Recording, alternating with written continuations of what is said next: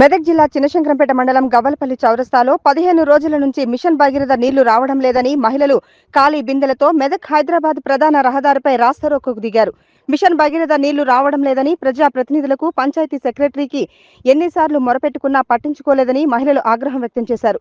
15 రోజుల నుంచి నీరు కొనుక్కొని నిత్యావసరాలకు వాడుకుంటున్నామని వెంటనే మిషన్ భగీరథ నీళ్లు వచ్చేలా చూడాలని డిమాండ్ చేశారు.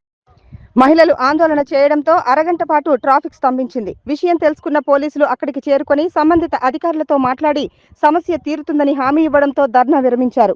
15 రోజులకు సెక్రటరీ లేపుతలేడు, సర్పంచ్ లేపుతలేడు, మాకు ఒక్క టార్గెట్ కూడా వర్తిస్తలేదు.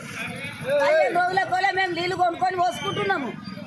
కొన్నామన్నా కానీ వాళ్ళు కూడా టైంకి వస్తలేదు.